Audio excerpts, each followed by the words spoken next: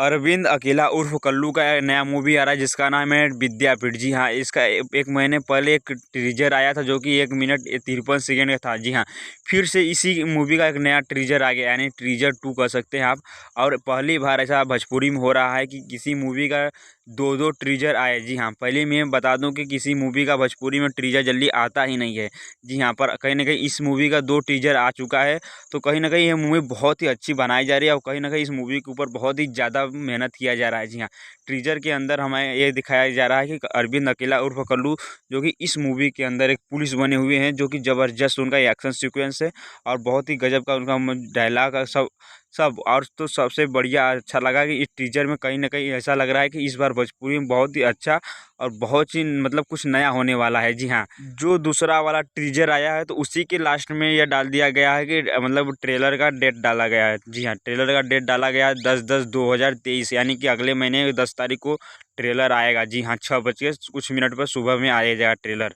अगर हर भोजपुरी मूवी जैसा ट्रेलर काटेंगे 4 मिनट का तो बहुत ही बेकार हो जाएगा, पर कहीं ना कहीं अगर छोटा सा ट्रेलर 2 मिनट 2.5 मिनट का ट्रेलर अगर काटेंगे जिससे कि कहानी भी रिवील ना हो और ट्रेलर भी कट जाए बहुत अच्छी तरह से, तो बहुत ही अच्छा होगा। हर मूवी का जो ट्रेलर आता है कम से कम मैक्सिमम 4 मिनट का होता है, जो कि पूरी कहानी को रिवील कर दिया जाता है। अगर इस ट्रेलर में कहानी को रिवील कर दिया जाएगा तो मूवी का कुछ खास दम नहीं रहेगा।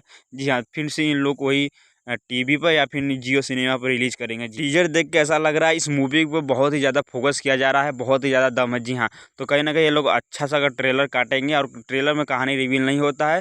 और इन लोग को सबसे बड़ी बात है कि इस कहानी को अगर कहीं ना मूवी को कहीं ना कहीं अगर ये लोग थिएटर में रिलीज करते हैं तो बहुत ही ज़्यादा फ़ायदा होगा। और कहीं ना कहीं आपको अब ऐसा लगेगा भोजपुरी इंडस्ट्री भी बहुत ही ज़्यादा कमाल करने वाली है।